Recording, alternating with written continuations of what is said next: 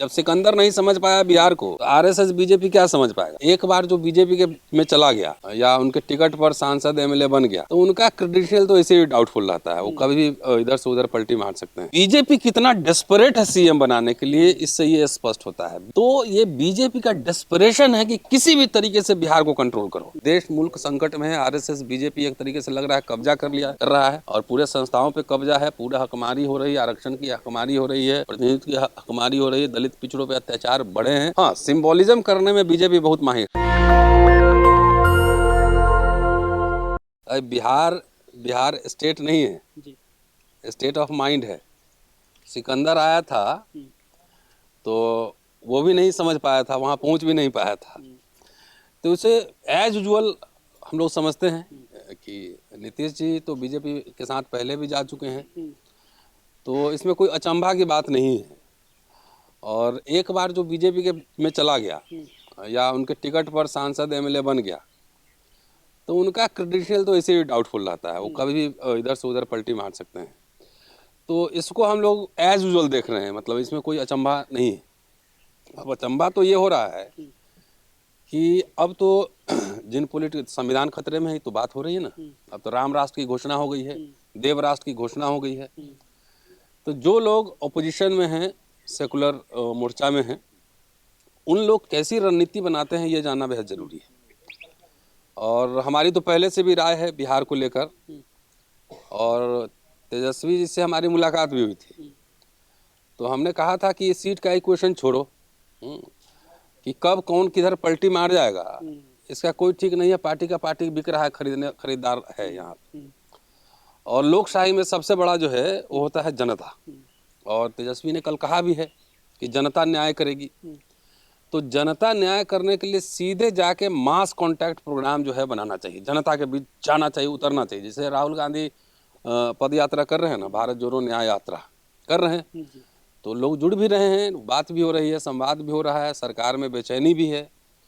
तो तेजस्वी यादव को पूरी टीम के साथ अपना एक टीम तैयार करें, पॉलिटिकल लोगों का, है ना, पॉलिटिकल लोगों का। पॉलिटिकल मतलब जिसकी आइडियोलॉजी स्ट्रांग हो, ये नहीं हो कि एमएलए एमपी के टिकट के लिए इधर से उधर भाग जाए। जिसके कल्चर में सेकुलरिज्म हो, जिसके कल्चर में सोशल जस्टिस हो, वैसे लोगों का टीम तैयार करें और सीधा मासेज में जाएं, लोगों के बीच जाएं, लोगों से बातचीत करें, लोगों मास मोबिलाइजेशन करें। इंडिया अलायंस का सूत्रधार माने जा रहे थे नीतीश कुमार, क्या लग रहा है, क्या मजबूरी रही होगी इनकी कि उधर बीजेपी में चले गए? सीएम तो वो यहाँ पर भी थे। बहुत सारा चीज हो सकता है ना। वो शारदा घोटाला भी पहले अभी दबा हुआ है। दूसरा, उनको अपना पर्सनल इनसिक्योरिटी भी रही होगी। तीसरा, हमने सुना है कि नीतीश जी बीमार हैं, तो नीतीश जी को पीछे से कुछ लोग कंट्रोल भी कर रहे हैं। जेडीयू के अंदर जो है ना, दो धाराएं हैं। एक दबे जवान ये भी कह रहा है कि भाई आरजेडी के साथ अलायंस में रहना चाहिए, और एक जो है सेगमेंट वो जो है बीजेपी के साथ जाने के लिए तैयार है। और हमें ये अनुमान लगा है, पता लगा है कि लोकसभा चुनाव तक वो मुख्यमंत्री रहेंगे, और उसके बाद सेंटर में उनकी जिम्मेदारी होगी अगर एनडीए जीतती है। तो बीजेपी कितना डेस्परेट है सीएम बनाने के लिए, इससे ये स्पष्ट होता है। देखिए, जब सिकंदर नहीं समझ पाया बिहार को, तो आरएसएस बीजेपी क्या समझ पाएगा। अपने से बहुमत के आधार पर मुख्यमंत्री उनको बनाना बहुत मुश्किल पड़ रहा है। 30 साल से वो लगे हुए हैं बिहार में, लेकिन कुछ हुआ नहीं। तो इसलिए जो है तोड़ फोड़ दाएं बाएं करके कर्पूरी जी को भारत रत्न देना। अति पिछड़ा की आबादी 36% है, भारत रत्न तो दे दिए, लेकिन समुदाय के क्या हाल है इस पे चर्चा नहीं करेंगे। जाति जनगणना आप नहीं कराएंगे, केंद्र नहीं कराएगा। तो ये बीजेपी का डेस्परेशन है कि किसी भी तरीके से बिहार को कंट्रोल करो। ये तो चलिए, लालू जी बधाई के पात्र हैं कि कभी आरएसएस बीजेपी के सामने झुके नहीं, मोर्चा संभाले रहे। लेकिन उस विरासत को अगर तेजस्वी यादव को आगे बढ़ाना है, तो अब जो है पटना के कोटरी से निकल के, और मैंने पहले भी उनको कहा था कि आप समुदायों के नेता बनाइए, मास लीडर बनाइए। हर कम्युनिटी के एक बड़े नेता आपके पास, आपके टीम में होने चाहिए। तब आपको जेडीयू के समर्थन की जरूरत ही नहीं पड़ेगी। 80 तक तो आ ही गए थे ना, 79 तक कितना बाकी था। अलायंस में लेफ्ट भी 12 जीत के आया, कांग्रेस भी जीत के आया, 19 सीट जीत के आया। कांग्रेस का स्ट्राइक रेट वैसे बहुत खराब है, 70 में 19 जीता। अगर थोड़ा कम ही लड़ता, कुछ इधर से और लड़ता, तो संख्या और ज़्यादा रहती। तो जन जागरण अभियान मासेज के बीच जाइए, कम्युनिटी लीडर्स डेवलप कीजिए। और ये जो लोग एक बार बीजेपी में चला गया ना, उसके साथ बार बार अलायंस जो है ना अपने आप में ठीक नहीं लगता है। वो कभी भी इक्वेशन इधर से उधर हो सकता है। तो नीतीश जी तो रिलायबल इस मामले में कभी रहे नहीं है। सर क्या लगता है कि जो लोकसभा चुनाव है वो भी करीब हैं और आप लोग ईवीएम का एक मुद्दा उठा रहे हैं, तो क्या ये सिचुएशन भी हो सकती है, ये कारण भी हो सकता है कि बीजेपी जो है लोकसभा के चुनाव को अपने हिसाब से कराने हो के सकता लिए है, ये भी जहन में हो सकता है।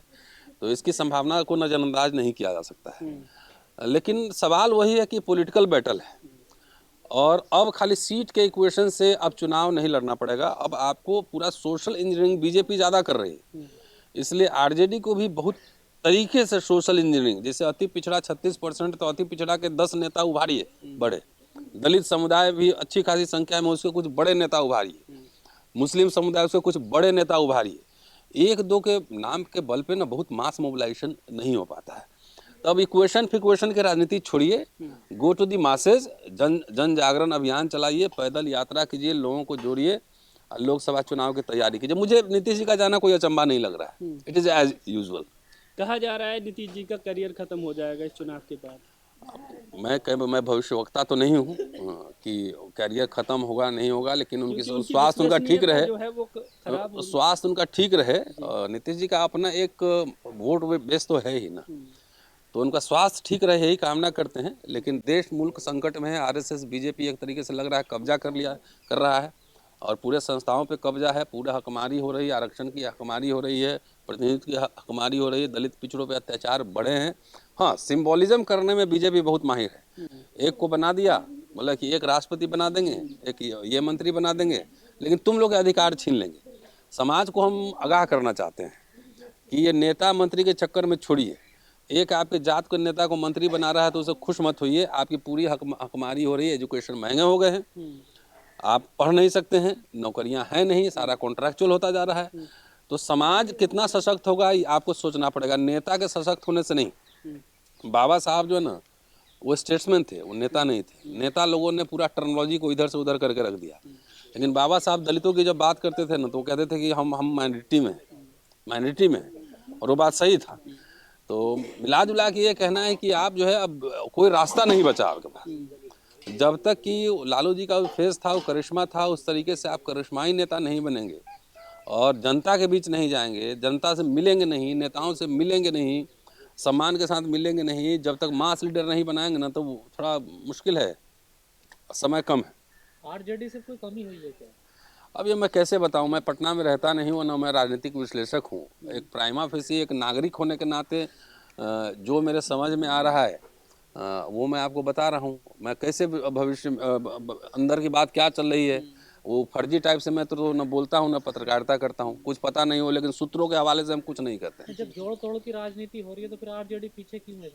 अब देखिए ना क्या होना है, आज तो हो गया, इस्तीफा हो गया, तो आरजेडी भी अपनी रणनीति बना ही रही है। मैं ये कह रहा हूँ कि जब बॉर्डर लाइन पे आप अटकते हैं तो क्यों अटकते हैं, थोड़ा सा वोट और ही तो जोड़ना है।